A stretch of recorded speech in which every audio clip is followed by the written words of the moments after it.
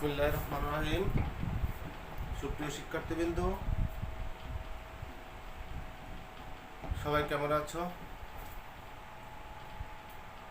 আমি শাহ মোহাম্মদ আমজাদ হোসেন, সহকারী শিক্ষক, সূচিপাড়া উচ্চ বিদ্যালয়, শাহরাস্তি, চাঁদপুর। আমিও তোমাদের দয়ায় ভালো আছি।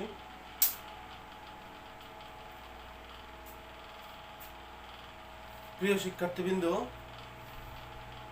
আমি আজকে আরো একটি নতুন ক্লাস নিয়ে তোমাদের সামনে হাজির হয়েছি।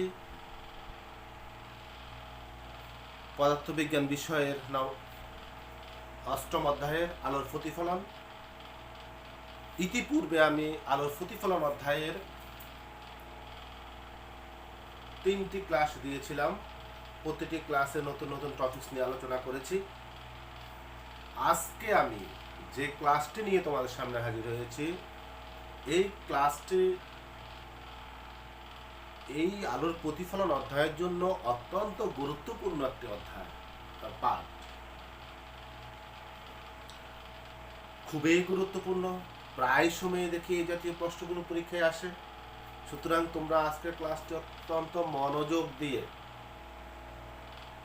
দেখবা এবং শিখবা, আঁকতে হবে। কারণ আজকের পাঠের মধ্যে আমাদের চিত্র রয়েছে, কিভাবে চিত্র আঁকতে হয়। অর্থাৎ আজকের আমাদের পাঠটি হচ্ছে একটি অবতল দর্পণে লক্ষ্যবস্তুর বিভিন্ন অবস্থানের জন্য, খেয়াল করো,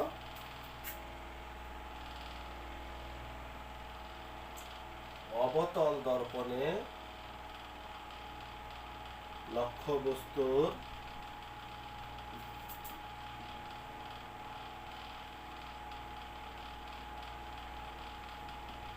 বিভিন্ন অবস্থানের জন্য বিম্বের অবস্থান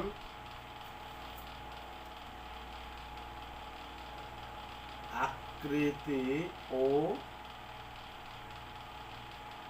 প্রকৃতি নির্ণয় অত্যন্ত গুরুত্বপূর্ণ। অর্থাৎ আমরা দেখেছিলাম গোলীয় দর্পণ দুই রকম, অবতল দর্পণ এবং উত্তল দর্পণ। এই অবতল দর্পণের মধ্যে অবতল দর্পণের সামনে লক্ষ্যবস্তুর এক এক অবস্থানের জন্য বিম্বের অবস্থান, প্রকৃতি এবং আকৃতি পরিবর্তন হয়ে যায়। অর্থাৎ বিম্ব এক এক রকম হয়। কোন অবস্থানে লক্ষ্যবস্তুর কি ধরনের বিম্ব গঠিত হয় সেটি এখানে প্রায় 6টি অবস্থান রয়েছে। আমি আজকের ক্লাসে 3টি অবস্থান নিয়ে আলোচনা করব, পরবর্তী ক্লাসে আরো 3টি অবস্থান নিয়ে আলোচনা করব। অত্যন্ত গুরুত্বপূর্ণ। খেয়াল করো, তোমরা এই হেডলাইনটা উপরে লিখে নাও। এরপর আমাকে, যেহেতু বোর্ড ছোট, আমাকে মুছতে হবে। লক্ষ্যবস্তুর প্রথম অবস্থান হবে লক্ষ্যবস্তু অসীমে।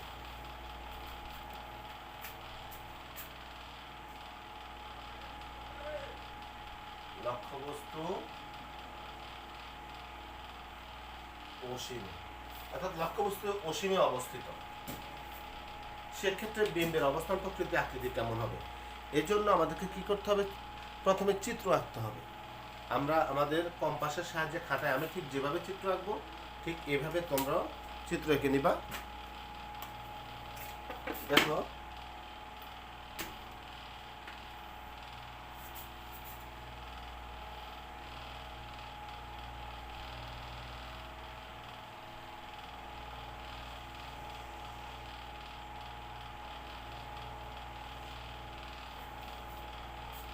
প্রধান অক্ষটা আমি আগে এঁকে নিলাম। এবার আমরা কম্পাসের সাহায্যে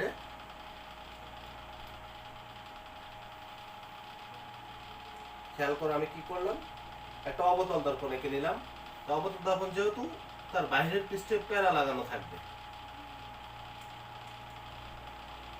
আর তোমরা খেয়াল করো, আমি কেন্দ্রটা কোথায় ছিল? এখানে। তো যেহেতু এই দর্পণের কেন্দ্র, গোলকের কেন্দ্র এটা, তাহলে এটাই হতে পারে আমার কি, তোমরা বলো, প্রথম ক্লাস আমি শিখিয়েছিলাম, এটা কি হবে? বক্রতার কেন্দ্র, সি, বক্রতার কেন্দ্র। আর এটার নাম কি? এটা হচ্ছে মেরু, ফি। এবং আমরা গত ক্লাসে প্রমাণ করেছিলাম ফোকাস দ্রুত বক্রতা ব্যাসার্ধের অর্ধেক। অর্থাৎ তোমরা এখানে এই দূরত্বটা মেপে ঠিক মাঝখানে তার প্রধান ফোকাসটা নির্ণয় করে নিবা। প্রধান ফোকাস কি এফ, ঠিক মেপে দুই অর্ধেক সমান হবে। আমরা গত ক্লাসে প্রমাণ করেছিলাম এটা মধ্যবিন্দু, অর্থাৎ ফোকাস দূরত্ব বক্রতার সাথে অর্ধেক, তৃতীয় ক্লাসে আমরা প্রমাণ করেছিলাম। এভাবে চিত্রটা এঁকে নিবা। আঁকার পরে এবার প্রত্যেকটা 6টা অবস্থানের জন্য আমাকে এই চিত্র আঁকতে হবে। তো পরীক্ষা কিন্তু 6টা অবস্থান আসে না, পরীক্ষায় তোমার হয়তো একটি অথবা দুটি। কিভাবে আসে সেটা নিয়ে আমি পরবর্তীতে আলোচনা করব। তাহলে আমার লক্ষ্যবস্তু কোথায় থাকবে? লক্ষ্যবস্তু অসীম। তো অসীম থেকে আলোক রশ্মি দর্পণে পড়বে, সমান্তরাল দুটো আলোক রশ্মি।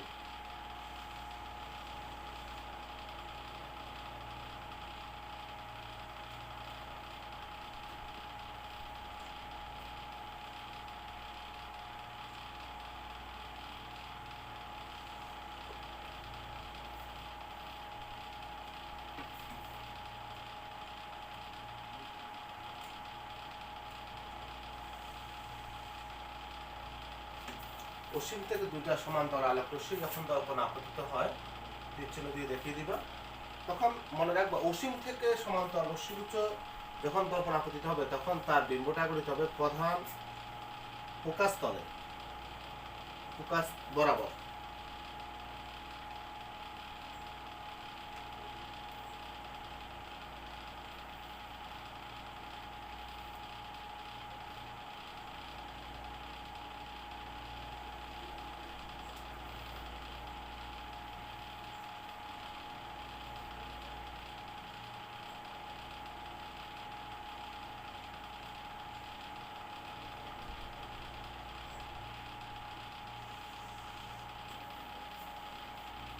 এটা প্রতিফলিত রশ্মি, এটা প্রতিফলিত রশ্মি। তাহলে কি হলো? তোমরা দেখো অসীম থেকে, অসীম অনেক দূর থেকে আসতেছে, অসীম থেকে আলোক রশ্মি দর্পণে অবতল আপতিত হওয়ার পর প্রতিফলিত হয়ে তারা কোথায় মিলিত হয়েছে? এই প্রধান ফোকাস বরাবর, এটাকে বলা হয় ফোকাস তল।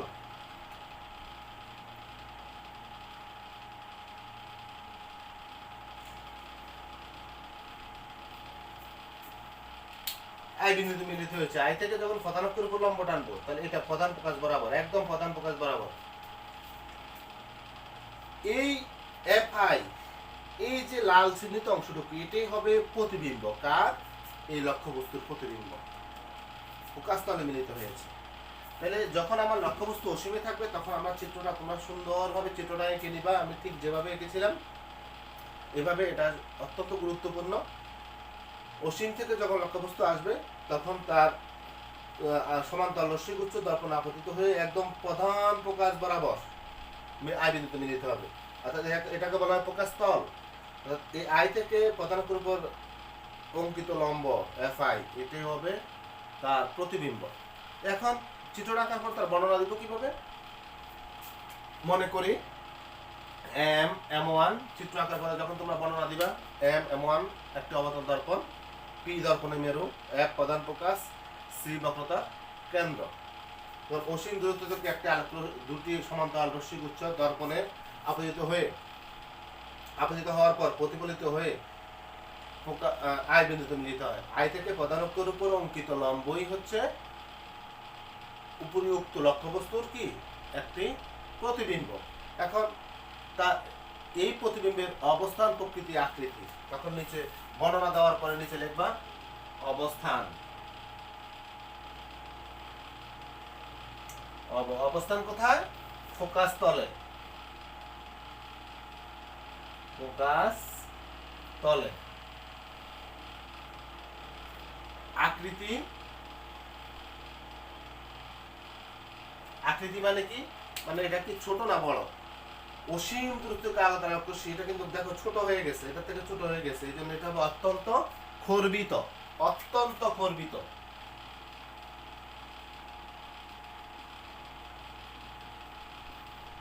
অত্যন্ত খর্বিত, খর্বিত মানে ছোট। বিজ্ঞানে আমরা বলবো খর্বিত হচ্ছে কি ছোট, অত্যন্ত খর্বিত।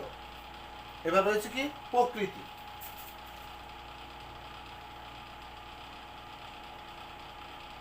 প্রকৃতি, প্রকৃতি হচ্ছে বিম্বটা কেমন, সব না উল্টো। মানে বাস্তব না অবাস্তব। তোমরা দেখো প্রতিফলিত রশ্মিগুলো কি সরাসরি মিলছে না আসতেছে বলে মনে হচ্ছে? নিশ্চয়ই দেখো প্রতিফলিত রশ্মিগুলো সরাসরি মিলিত হয়েছে। তো সরাসরি মিলিত হলে কোন ধরনের বিম্ব? আমরা দ্বিতীয় ক্লাস আলোচনা করেছিলাম সদ বিম্ব। সদ ও উল্টো, সদ ও উল্টো। এই হচ্ছে আমার প্রথম 1 নম্বর অবস্থান। শেষ চিত্র, তার বর্ণনা আমি মুখে বললাম এবং তার অবস্থান, আকৃতি এবং প্রকৃতি। লক্ষ্যবস্তু কোথায়? অসীমে। কোথায়? অসীমে। ক্লিয়ার? এবার আমরা দ্বিতীয় অবস্থানে যাব।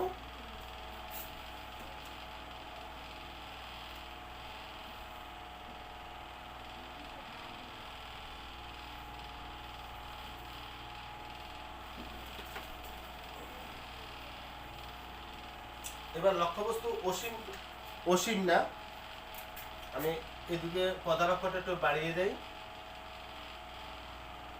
এটা বক্রতার কেন্দ্র ছিল, এটা প্রধান প্রকাশ ছিল। এভাবে তোমরা চিত্র আগে দর্পণে এঁকে নিবা। এবার লক্ষ্যবস্তু হচ্ছে বক্রতার কেন্দ্রের বাহিরে।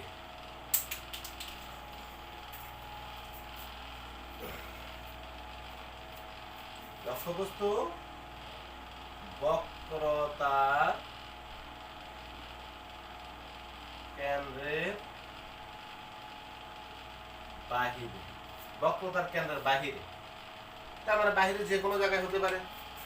তো বক্রতার কেন্দ্রের বাহিরে আমরা একটি লক্ষ্যবস্তু নেই।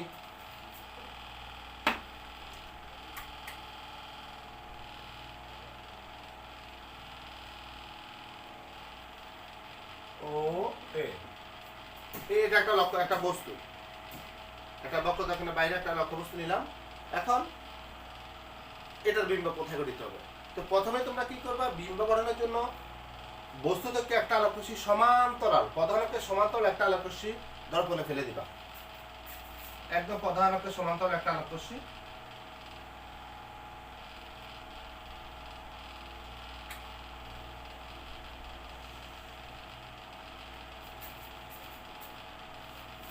প্রধানকে সমান্তরাল একটা আলো দর্পণে পড়ছে।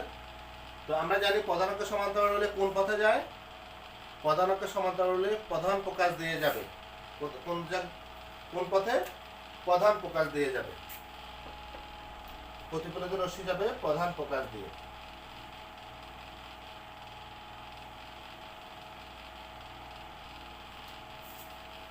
প্রধান প্রকাশ একটা আলো, আরেকটা আলো আমরা যদি প্রধান প্রকাশ দিয়ে দেই,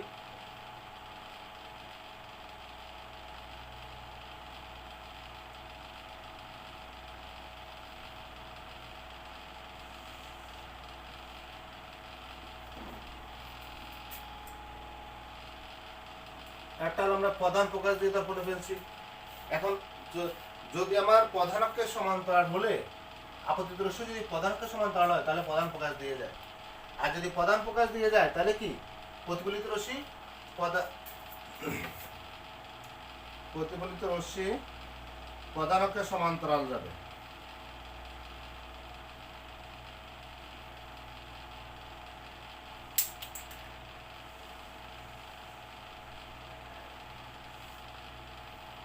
প্রতিফলিত রশ্মি প্রধান অক্ষের সমান্তরাল। দেখো তোমরা দুইটা যদি ভালোভাবে বুঝে দাও তাহলে তোমাদের চিত্র আঁকতে সুবিধা হবে। আপতিত রশ্মি যদি প্রধান অক্ষের সমান্তরাল দেই তাহলে প্রধান প্রকাশ দিয়ে যাবে। আর যদি আরেকটা আলোকরশ্মি যদি প্রধান প্রকাশ দিয়ে দেই তাহলে অবশ্যই প্রধান অক্ষের সমান্তরাল প্রতিফলিত রশ্মি। এখন এই দুইটা প্রতিফলিত রশ্মি কোথায় মিলিত হয়েছে? এখানে। এই বিন্দুটাকে আমরা কি ধরি? এটাকে যদি আমরা আই ধরি, এটাকে যদি আমরা আই ধরি, এবং আই থেকে যদি প্রধান অক্ষের উপর লম্ব আঁকি, আইবি লম্ব আঁকি, তাহলে এই আইবি হবে প্রতিবিম্ব। আইবি কি হবে? প্রতিবিম্ব। তাহলে একটু খেয়াল করো, লক্ষ্যবস্তু প্রথমে ছিল অসীমে, বিম্ব ছিল ফোকাস তলে। এবার কিন্তু লক্ষ্যবস্তু একটু আগাই আসছে, অসীম থেকে কাছে আসছে, বক্রতাকারটা বাহিরে। এবার কিন্তু বিম্ব একটু পিছনে মেকেছে। এতক্ষণ ছিল প্রথমটাই ছিল প্রধান প্রকাশ তলে, এখন কিন্তু প্রধান প্রকাশ এবং বক্রতা কেন্দ্রের মধ্যে, অর্থাৎ যে কোনো জায়গায় হতে পারে। প্রধান প্রকাশ এবং বক্রতা কেন্দ্রের মধ্যে, এই জায়গার মধ্যে। বিম্বটা। তাহলে আমরা এখানেও কি করব, বিবরণটা একই অবস্থায় প্রথমটা যেভাবে দিচ্ছি দর্পণে বিবরণ দেওয়ার পরে ওই লক্ষ্য ওই থেকে একটা আলোক রশ্মি দর্পণে এম বিন্দুতে আপতিত হয়ে এম, মনে করো এটা এমপি পথে প্রতিফলিত, প্রধান ফোকাস দিয়ে প্রতিফলিত হয়, প্রধান ফোকাস দিয়ে প্রতিফলিত হয়। একটা আলোক রশ্মি দর্পণের প্রধান ফোকাস দিয়ে গমন করে প্রধান অক্ষের সমান্তরালে প্রতিফলিত হয়। প্রতিফলিত রশ্মি দুটি আই বিন্দুতে মিলিত হয়। আই থেকে প্রধান অক্ষের উপর অঙ্কিত আই বিলম্বে হবে ওই লক্ষ্যবস্তুর কি প্রতিবিম্ব। বিবরণ শেষ। অবস্থান, অবস্থান এবার তোমরাই বলো, অবস্থান কোথায়? প্রধান ফোকাস এবং বক্রতা কেন্দ্রের মধ্যে। প্রধান ফোকাস এবং বক্রতার কেন্দ্রের মধ্যে। আকৃতি, তোমরা লক্ষ্যবস্তুর বিম্বের দিকে দেখো, লক্ষ্যবস্তু বড়, বিম্ব ছোট। প্রথমটা ছিল কি অত্যন্ত কর্বিত, এবার কিন্তু অত্যন্ত না, যেহেতু লক্ষ্যবস্তু আগে গিয়েছে এবার বিম্ব হবে ছোট হবে, তবে খর্বিত, অত্যন্ত হবে না, শুধু খর্বিত, মানে লক্ষ্যবস্তু থেকে ছোট হবে, খর্বিত। আর প্রকৃতি সরাসরি মিলছে, প্রতিফলিত রশ্মিগুলো কি সরাসরি মিলিত হয়েছে, তাহলে কি হবে? সদ ও উল্টো, সদ উল্টো। প্রথমটাও ছিল সদ উল্টো, এখনো সদ উল্টো। ঠিক আছে, দ্বিতীয় অবস্থান শেষ। এবার আমরা যাব তৃতীয় অবস্থানে।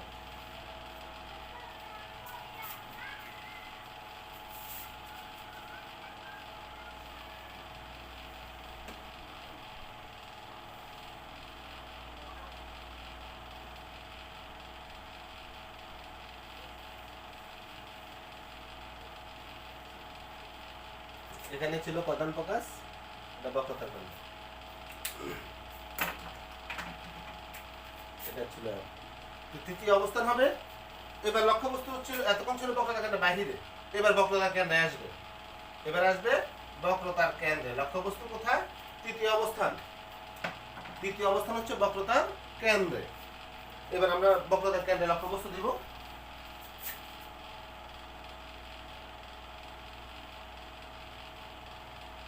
বক্রতার কেন্দ্রে এখানে এটাও মনে করো ও এ লক্ষ্যবস্তু। ঠিক আগের নিয়মে আমরা একটা আলো প্রধান অক্ষের সমান্তরাল ফেলবো।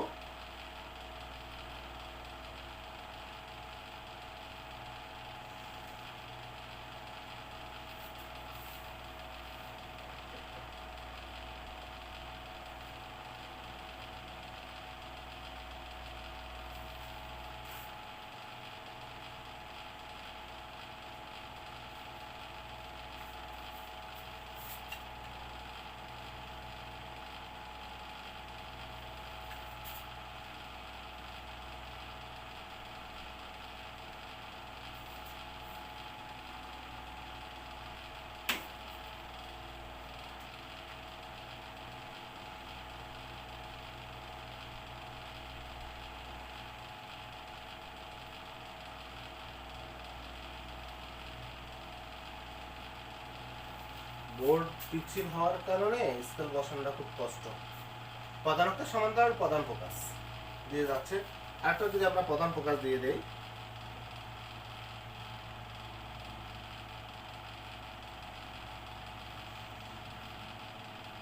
প্রধান অক্ষের সমান্তরাল যাবে।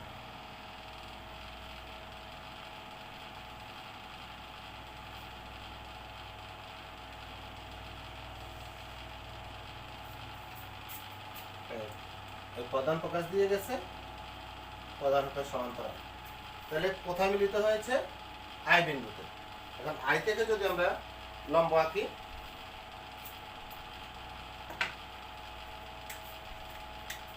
আই থেকে যদি আমরা লম্ব আঁকি,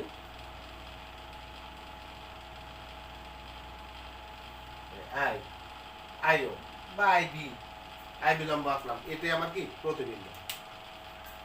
লক্ষ্যবস্তু কোথায়? বক্রতার কেন্দ্রে, এটা লক্ষ্যবস্তু। প্রধান অক্ষের সমান্তরাল গেছে, প্রধান ফোকাস দিয়ে আসছে, প্রধান ফোকাস দিয়ে গেছে, প্রধান অক্ষের সমান্তরাল আসছে। তাহলে এখানে আমরা কি বুঝি? এখানেও তুমি একইভাবে বর্ণনা আগে যেভাবে দিয়েছি এখানে এভাবে দিব, দেওয়ার পরে এখন এটা হচ্ছে প্রতিবিম্ব। এখন তোমরা তার অবস্থান কোথায়? লক্ষ্যবস্তু যদি বক্রতার কেন্দ্র হয়, বিম্ব কোথায়? বিম্ব বক্রতার কেন্দ্রে। তাহলে অবস্থান কোথায় হবে? বক্রতার কেন্দ্রে। বক্রতার কেন্দ্রে। আকৃতি তোমরা দেখো, লক্ষ্যবস্তু যতটুকু বিম্ব অতটুকু, একদম সমান। এটা কি হবে? লক্ষ্যবস্তুর সমান। অর্থাৎ বক্রতার কেন্দ্র হলে, লক্ষ্যবস্তু যদি বক্রতার কেন্দ্রে থাকে, বিম্ব বক্রতার কেন্দ্রে গঠিত হবে এবং লক্ষ্যবস্তু যতটুকু বিম্ব ঠিক ততটুকুই দেখা যাবে। লক্ষ্যবস্তু যদি 5 সেন্টিমিটার হয়, বিম্ব 5 সেন্টিমিটার হবে। এই জন্য লক্ষ্যবস্তু সমান। আর যেহেতু প্রতিফলিত রশ্মিগুলো সরাসরি মিলছে, তাহলে আমার কি সৎ উল্টো। বুঝতে পারছো তোমরা? অর্থাৎ লক্ষ্যবস্তু প্রথম অবস্থান ছিল লক্ষ্যবস্তু অসীমে, সেক্ষেত্রে আমার চিত্র কেমন হবে এবং বিবরণ কি হবে, অবস্থান আকৃতি প্রকৃতি কি হবে। দ্বিতীয় অবস্থান ছিল লক্ষ্যবস্তু বক্রতা কেন্দ্রের বাহিরে, এখন হচ্ছে বক্রতা কেন্দ্রে। আরও 3টি অবস্থান রয়েছে। আমি পরবর্তী ক্লাসে ওই 3টি অবস্থানের চিত্র, কারণ একসাথে দিলে তোমরা ক্লিয়ার করতে পারবে না। পরবর্তী ক্লাসে আমি বাকি 3টি চিত্র এঁকে তার বিবরণ দেব এবং কি জাতীয় প্রশ্ন হয়ে থাকে বা কিভাবে প্রশ্ন হয়ে থাকে সেই ব্যাপারে হয়তো একটু ধারণা দিয়ে যাব। তো তোমরা ভালোভাবে ভিডিও টেনে টেনে বারবার টেনে টেনে চিত্রগুলো আঁকবা এবং বর্ণনাগুলো, প্রথম বর্ণনা চিত্র এঁকে বর্ণনা লিখে পেন্সিল দিয়ে অবশ্যই চিত্র আঁকবা। তার অবস্থান প্রকৃতির আকৃতিগুলো নির্ণয় করবো। অর্থাৎ লক্ষ্যবস্তু অবতল দর্পণের ক্ষেত্রে উত্তল দর্পণ নয়, উত্তল দর্পণে কি হবে সেটা আমি পরবর্তীতে জানাবো। অবতল দর্পণে লক্ষ্যবস্তু এক এক জায়গায় রাখলে বিম্ব এক এক জায়গায় গঠিত হয়, সেই সম্পর্কে আমি তোমাদেরকে ধারণা দেওয়ার চেষ্টা করেছি। সুপ্রিয় শিক্ষার্থী, কিন্তু আমার বিশ্বাস তোমরা আমার ক্লাসটি বুঝতে পারবা। এরপরে যদি কোনো সমস্যা থেকে থাকে অবশ্যই আমাকে আমার ইনবক্সে, ফেসবুক, হোয়াটসঅ্যাপ বা ইমো অথবা ইউটিউব চ্যানেলে কমেন্ট অপশানে আমাকে জানিয়ে দিবা। আমার ইউটিউব চ্যানেলটি SM আমজাদ হোসেন সার্চ করলে অন্যান্য ভিডিওগুলো পাবা। এবার পরবর্তী ক্লাসে দেখার আমন্ত্রণ জানিয়ে, এবং সেই পর্যন্ত সবাই ভালো থাকবা, সুস্থ থাকবা, এই শুভকামনা সবার প্রতি রইল। আজকের মতো আমি এখানে শেষ করছি। আল্লাহ হাফেজ।